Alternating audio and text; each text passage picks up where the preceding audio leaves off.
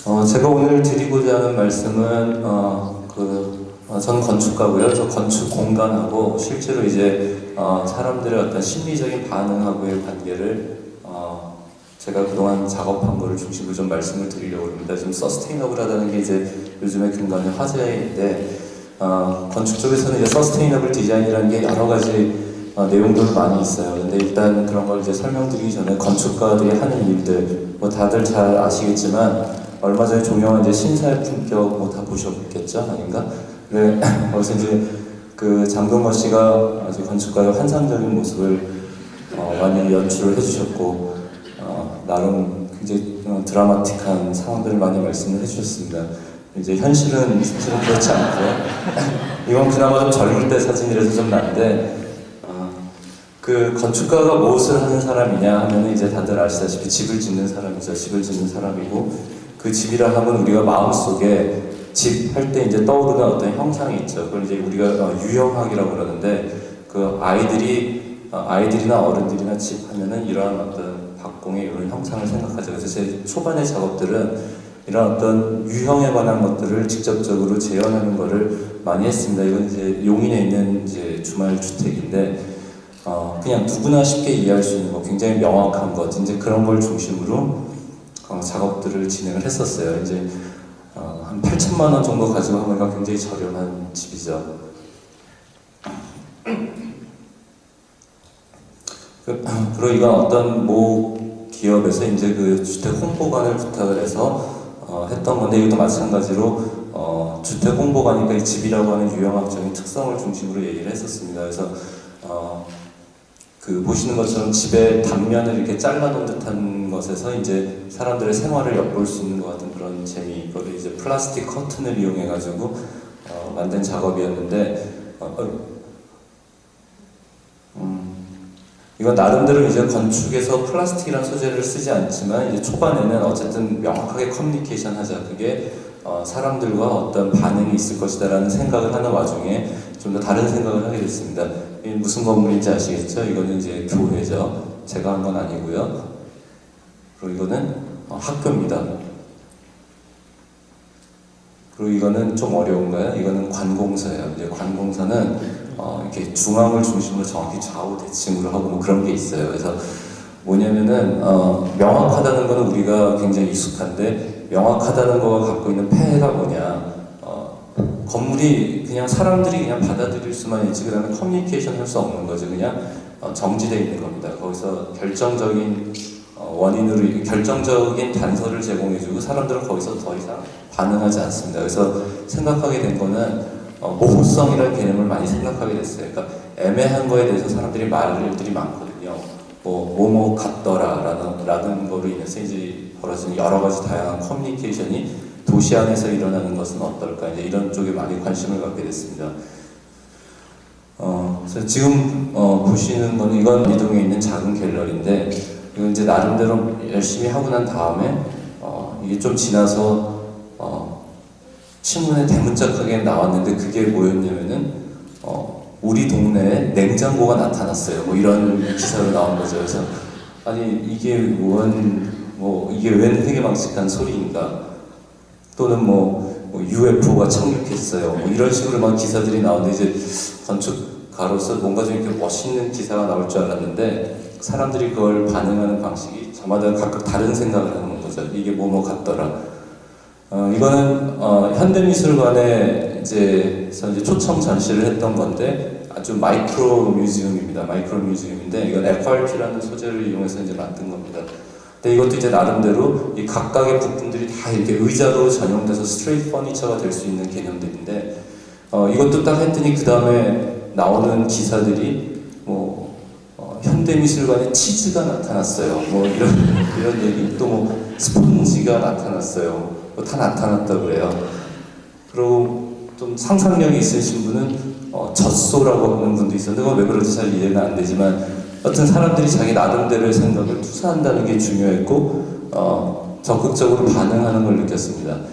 그리고 이제 영국의 폴 스미스라는 이제 브랜드가 있는데 거기에 이제 오너이신 이제 폴 스미스가 이제 직접 그 프로젝트를 제안해서 이제 이건 강남 스타일 아니 청담동에 지어진 건물인데 이거 같은 경우도 그 폴이 너무 욕심을 많이 내서 작은 땅에 막 프로그램이 너무너무 많아지다 보니까 이게 더 들어갈 데가 없는 거예요. 그래서 막 건물이 막 찐빵처럼 막 부풀어 오르기 시작한 거죠.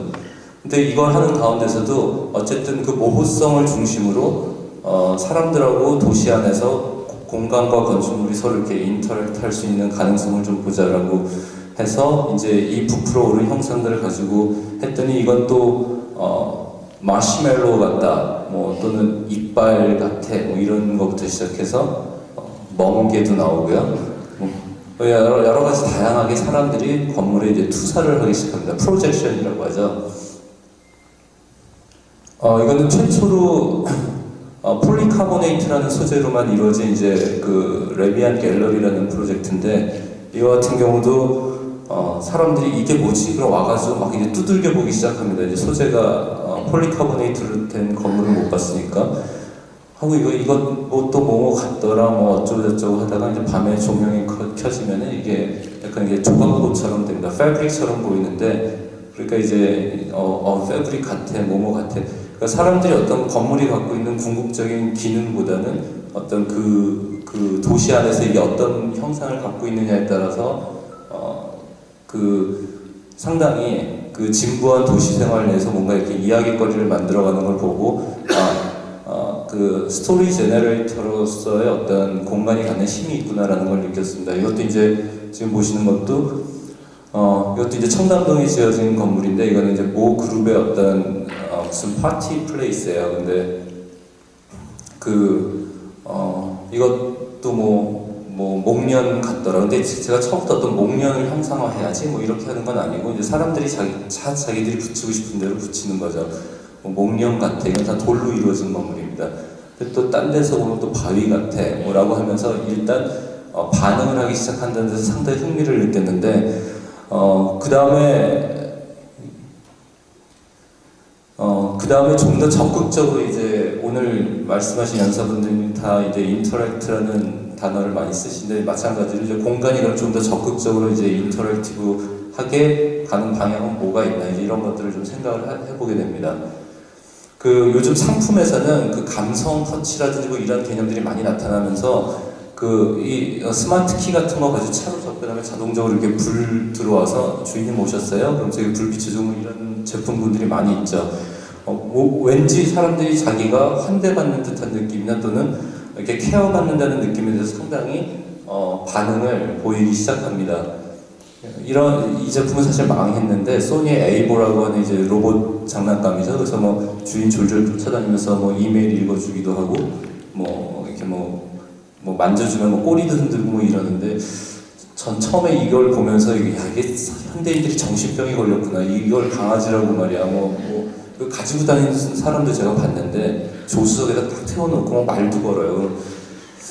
근데 그게 뭐냐면은 어쨌든 그 전에는 어떤 피사체하고에 대해서 굉장히 그 정적인 관계에서 훨씬 동적인 관계로 이제 가는 그런 부분들이 있죠. 그래서 보시는 거는 이제 그 거제도 있는 어떤 모 회장님 별장인데 이제 그냥 이렇게 집처럼 보이지만 사실은 여기는 이제 좀 새로운 메커니즘이 있습니다. 그래서 그 땅이 위치해 있는 데가 이제 산으로 둘러싸여 있기 때문에 전체적으로 건물은 이제 옹벽으로 이렇게 다 둘러쳐야 되는 거고요. 그래서 옹벽으로 사실 이루어진 집이에요. 근데 이분이 페이스메이커라는 그 장비를 몸에 지니고 다녀야 되는 이제 심장에 문제가 있어서 그런 게 있었고 가끔은 혼자 계시고 싶어 할 때도 많았기 때문에 공사를 할 때부터 어떤 시스템을 우리가 미리 이렇게 심기 시작했습니다. 이제 반응하는 센서와 이제 조명으로 이루어진 시스템을 옹벽에 다 심기 시작했고 그게 지금 불을 다 켜놓은 상태인데 이건 뭐냐면 이제 내부와 외부 이분이 이제 서서히 이제 집 주변을 산보할 때 그 페이스메이커에서 나오는 시그널을 잡아가지고 그분한테만 반응을 해서 불이 켜지는 거예요. 그러니까 여러분들이 가서 이 앞에서 아무리 방방 뛰어도 불은 한 개도 켜지질 않는 거죠. 그분만 따라다니는 겁니다. 그래서 뭔가 이렇게 집이 나를 계속 지켜준다는 느낌, 뭐 이런 걸 이제 감성적으로 훨씬 안전하다고 느낀다든지 이제 뭐 이런 것들이 가능하겠죠. 이제 내부가 뭐 이렇게 연결되고 보시는 이제 안쪽에 쭉 그게 이제 밖에서 돌아가면서 불이 연결되는 개념들이 됩니다. 뭐 경치 좋은 데 있겠죠, 별장이니까, 그 회장님이니까. 우리나라에서 제일 비싼 이제 주상복합에 대한 그 설계가 들어왔을 때 그 서울숲이라고는 굉장히 큰 숲 그 앞쪽에 있는 주거예요. 그래서 여러분들도 많이 겪어보셨을 텐데 숲에서 이렇게 위를 보면은 그 햇살이 나무 잎 사이로 들어오면서 그 햇살의 어떤 광선이나 이런 게 시시각각으로 사실 미묘하게 변합니다. 그래서 이게 서울숲 앞에 있는 주거이기 때문에 이제 그 로비 디자인을 할 때는 그거를 이제 그 패턴화 시켜가지고 숨 쉬는 벽을 만들어 보려고 했어요. 또 마찬가지로 벽에 그 상감하는 기법으로 돌을 다 박아놓는 건데 돌 중에는 이렇게 약간 반투명한 돌이 있고 그다음에 완전 불투명한 돌이 있습니다. 그래서 외부 날씨에 대해서 또는 시간에 대해서 이 벽 자체가 이제 숨 쉬듯이 계속 빛이 변화하는 거죠. 그래서 그날 따라서 이제 이게 달라지는 컨디션인데 예를 들면 이제 그 로비에 들어오면은 이제 보통 때는 이렇게 매트한 그냥 대리석 벽으로 돼 있다가 이제 좀 그 날이 어두워지면 이제 상감된 돌 사이에서 빛이 스며나오기 시작합니다. 그리고 이제 또 저녁 노을 질 때 또 바뀌기도 하고 그리고 다시 이렇게 이제 다시 정상으로 오고 이런 게 이제 그 벽 자체가 굉장히 솔리드한 머티리얼이지만 뭔가 이렇게 인터랙트 하면서 사람들이 기술이 보이지 않을 때 훨씬 좀 신비스럽다고 느끼는 게 있거든요. 이렇게 직접적으로 보이는 것보다. 지금은 이제 사라졌지만은 여러분들 저 핸드폰 저런 거 잘 아실 거예요. 이렇게 블랙 미러 같은 걸로 돼 있는데 뭐 이렇게 전화기 울리면 막 이렇게 불빛들 나오면서 그래서 이제 사실 반딧불 같은 개념인데 반딧불이 이렇게 쭉 이제 날아다니면서 어디로 이동하고 그러는 거나 아니면 저런 핸드폰에서 나타나는 그 액정 디스플레이가 정확히 있어서 숫자가 나오는 것보다 훨씬 신비스럽고 감성적으로도 매우 좋다고 생각하고 있습니다. 그래서 이런 부분들도 그 엘리베이터 홀에 적용을 했던 건데 그 시스템과 이게 특수 유리를 사용해서 보통 때는 굉장히 어둡다가 이제 사람이 엘리베이터 홀에 들어오면은 저 위에 보이는 불들이 쫙 그 사람을 향해서 몰려가요. 이제 그 광원은 직접적으로 보이지 않고 그래서 엘리베이터 앞에 기다리고 있으면 그 불빛이 그 위에서 같이 기다려주는 거죠. 그러면은 이게 일종의 좀 마술 같은 개념이 드는데 이제 그런 부분들에 대해서 이제 훨씬 신비로우면서 이제 감성적으로 접근을 하는 데서 이제 인터랙트한 거와 이제 공간을 많이 연동시키려고 했었습니다. 이건 이제 그 2006년 베니스 비엔날레에 이제 초청 전시를 했던 건데 이거는 납골당이에요. 납골당이고 이거는 실제로 좀 지어지진 않았는데 계속 지금 얘기만 지금 몇 년째 되고 있는 프로젝트지만 그 110m 한 5만 기 정도의 이제 그 서울시에 필요한 납골함을 이제 수용하는 수직적인 타워입니다. 아마 뭐 경험이 있으실지 모르겠는데 이제 주변에 가까운 지인이 돌아가셨을 때 그 분의 핸드폰 번호를 지우는 것만큼 참 고통스러운 일이 없는데 이제 이 프로젝트의 첫 시발점은 지우지 말고 그 핸드폰 번호를 그냥 남겨놓는 거고 그 번호로 가끔 생각날 때 전화를 하면은 이제 그 납골함에 정등이 되는 방식으로 해서 이제 디지털 헌화를 하는 방식으로 도심 내에서 이제 힐링 타워로서의 기능을 하는 거죠. 사람들은 어차피 죽음이라는 걸 피할 수는 없는데 좀 가까이에 두고 엔터테이닝 하면서 그거를 우리 할머니가 저기 계시지라는 어떤 그 마음의 위안이나 이런 부분들이 훨씬 현재를 살아가는데 도움이 될 거라고 이제 판단을 해서 제안을 했던 건데 이제 성균관의 유생들이 아직도 있는 줄 몰랐어요. 그래서 엄청나게 반대에 부딪혀가지고 그 서울시에서는 그 유생이 제일 그 남으신 분이 앞으로 5년 뒤면 다 돌아가실 것 같으니까 조금만 참으라고 그러는데 그건 좀 잘 모르겠습니다. 그래서 어쨌든 뭐 보시는 것처럼 이 안에 점점이 박혀 있는 것들이 다 이제 납골함들이 되겠고 밤에 이제 점등됐을 때는 이제 도심 내에서 이제 멀리서 이제 보일 수 있는 어떤 그런 각도가 되겠죠. 그리고 이제 물방울 엘리베이터 같은 걸 타고 이제 자기가 원하는 위치에 가서 실질적으로 납골함을 가까이서 볼 수도 있습니다. 이제 입구가 이렇게 되고 어쨌든 이런 일련의 작업들을 통해서 그 내용들을 보면서 우리가 이제 막 그 일을 굉장히 많이 했을 거 아니에요. 많이 하면서 우리가 얻은 건 뭐냐라고 봤더니 그래도 뭐 돈이겠죠? 돈인데 실제로 그럼 우리가 잃은 건 뭘까를 생각을 해봤더니 그 경무에 시달리면서 이제 그 저희 스태프들이 뭐 코피가 너무 많이 나서 이제 코가 헐어버릴 정도로 뭐 이렇게 된다든지 뭐 좌절하고 정신분열에 그리고 신입사원인데 그 거의 뭐 실장급으로 볼 정도로 너무너무 나이가 들어 보이게 늙어버렸어요. 그래서 굉장히 저희 사무실이 답답하고 아주 그 좀 저는 스트레스풀한 컨디션이었거든요. 이 뒤에 밖까지 거리도 뭐 의자도 빼기 어렵고 그래서 이러면서 이제 생각하게 된 게 궁극적으로 이제 서스테이너빌리티라는 겁니다. 그러니까 지속 가능해야 된다. 우리가 뭔가 재밌는 일을 하려도 우리 스스로가 건강하고 오래 이렇게 잘 갈 수 있어야 되는데 이러다 다 죽겠다. 그래서 지속 가능성, 우리 스스로가 먼저 지속 가능하게끔 하기 위해서 우리가 좀 돈을 투자해가지고 사무실을 옮깁니다. 그래서 이제 공장 같은 창고를 하나 사서 이제 거기로 이제 다 개조해가지고 사무실을 옮기는데 여기서 이제 키포인트는 뭐냐면 외부 공간이었어요. 외부 공간. 이게 사실 오늘 제가 이제 말씀드리고자 하는 주제지만은 이게 별거 아닌 것 같은데 이 위에 데크 그 위에 지붕을 뜯어내고 거기다 데크를 더 깐 겁니다. 그래서 한 편이라도 더 쓰려고 하는 걸 하지 말고 반을 뚝 잘라서 그냥 데크로 내버렸어요. 이 데크를 내버리니까 어떤 변화가 일어나기 시작했냐면은 그 훨씬 스트레스를 덜 받는 거죠. 그리고 조금 일하다 답답하면 마당에 나와가지고 이렇게 기지개 한번 겨우 들어가고 뭘 하더라도 근데 이 컨텍스트가 되게 이상해서 이게 그 사실 건물 사이에 껴있는 그런 창고를 이제 개조해서 쓴 거기 때문에 밖에서는 이런 공간이 있는지 상상을 못합니다. 근데 어찌됐든 굉장히 각박한 도시 환경 안에서 요만큼의 어떤 데크를 내는 것만으로도 훨씬 더 그 삶의 환경이 좀 달라지고 우리 스태프들도 이제 해피하게 좀 일을 하는 그런 개념이 되면서부터 생활에 좀 변화가 생기기 시작합니다. 그래서 이제 마을을 하나 만들어놨는데 이제 거기서 많이 이제 뭐 파티 같은 것도 하고 먹고는 또 마당에서 졸고 놀기도 하고 또 뭐 명상도 하고 그리고 뭐 또 놀고 뭐 일은 아니야 이제. 근데 이제 이게 좀 여기 화면이 짙어서 잘 안 보이네요. 이 친구가 아까 얘기했던 한참 늙어버린 친구인데 다시금 젊음을 찾아가고 있어요. 그래서 이걸 보면서 이제 우리한테 정말 중요한 거는 어쨌든 숨 쉴 수 있다는 게 굉장히 중요해요. 굉장히 단순한 논리지만 숨 쉴 수 있는 게 얼마나 중요한가에 대해서 사실 고민을 하고 생물학적으로도 그 외기와 접할 수 있는 표면적을 넓히기 위해서 세포나 아니면 그 모든 생물들이 갖고 있는 어떤 변화들, 그래서 이건 우리 몸의 융기 같은 건데 외부랑 많이 접촉하면 접촉할수록 나쁜 노폐물을 빨리 빼내고 좋은 걸 다시 받아들이고 신진대사가 활발하게 일어나죠. 그래서 어떻게 하면 표면적을 넓힐까라는 게 이제 굉장히 중요한 작업의 모티브가 됩니다. 그래서 그 방열기 같은 경우도 주름을 많이 잡아야지 실내 온도를 훨씬 더 따뜻하게 할 수가 있죠.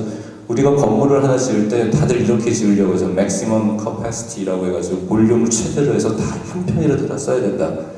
이렇게 높게도 짓고 이렇게 넓적하게도 지을 수 있는데 이런 하나의 공간 안에다가 사람들을 넣어놓고 8시간을 일을 시킨다는 것만큼 고통스러운 일은 없습니다. 여태까지 우리는 계속 이런 환경에서 살아왔던 거죠.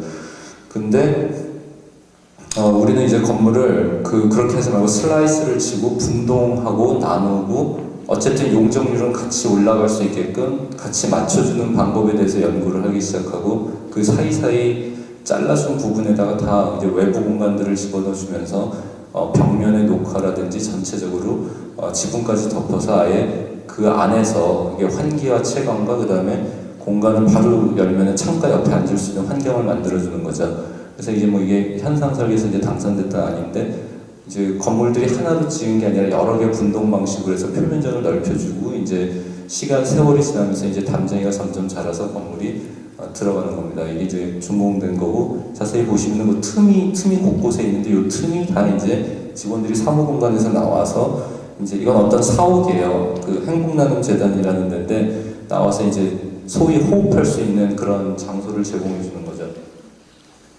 그래서 안에서 뭐 도시락도 까먹고 중간에 보면은 포인트가 있는가?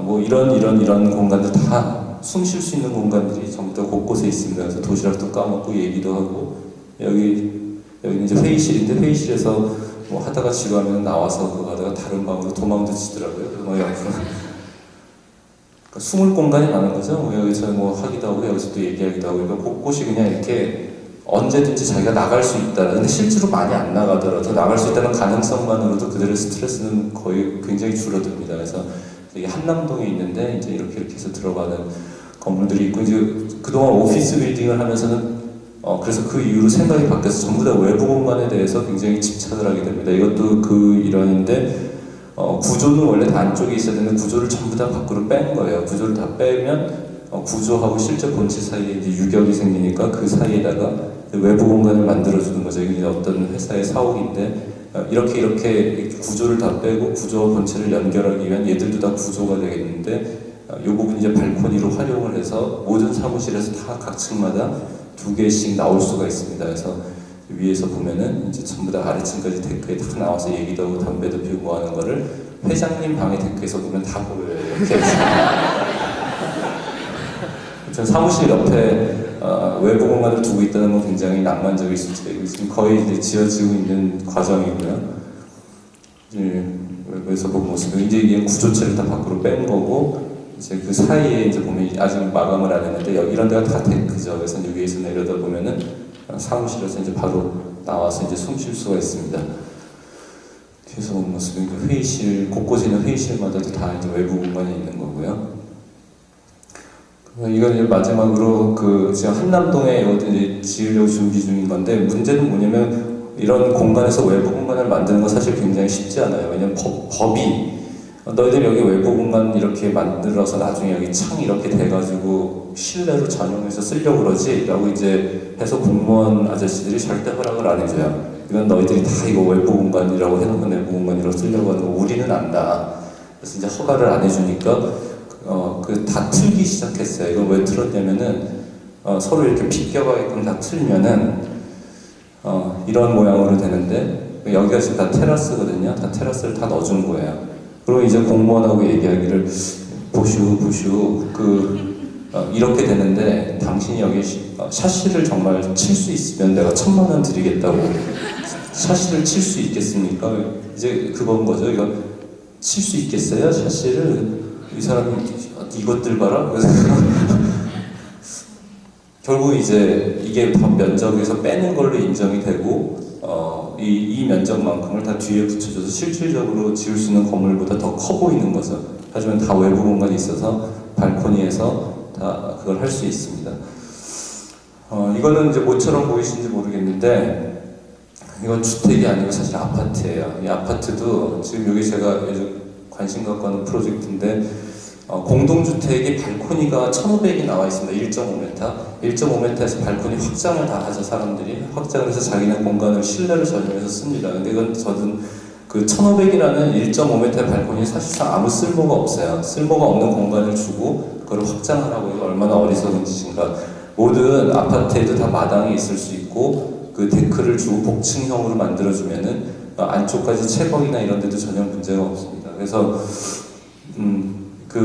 소위 도시형 농장, 자급자족형 아파트인데 그 플랜트 박스를 이용해서 식물을 이제 재배를 하는 것도 가능하고 외부의 태양 전지판을 이용해서 자체적으로 전기도 생산하면서 만약에 겨울에 너무 추울 때는 이제 폴리카보네이트가 단열성이 있기 때문에 슬라이딩을 닫아놓으면 여기도 실내처럼 이제 쓸 수 있는 거죠. 그래서 굳이 확장을 해서 그러지 말고 그냥 그 마당을 하나씩 자기들만의 독립된 마당을 가지고 그냥 자전거를 타다가 그냥 들어와서 마당에다 놓고 마을에서 뭐 하다 이제 고기도 구워 먹고 뭔가 이렇게 생활의 패턴이 훨씬 더 인간적으로 좀 이렇게 땅과 접촉할 수 있는 가능성에 대한 액티비티를 다시 가져와서 숨 쉴 수 있는 공간들이 많이 생기면 결국은 사람들이 동그란 집에서 살면 동그래지고요. 네모난 집에서 살면 네모내진다는 그 유명한 뭐가 있어요. 근데 그런 환경에서 여러분들이나 아니면 보통 사람들이 살면서 좀 더 좀 풍성한 그런 어떤 액티비티나 생활 그리고 감성을 좀 키워갈 수 있는 그런 방향이 될 수 있도록 이제 노력하고자 하는 게 제가 하는 일이고요. 하여튼 장시간 들어주셔서 감사합니다.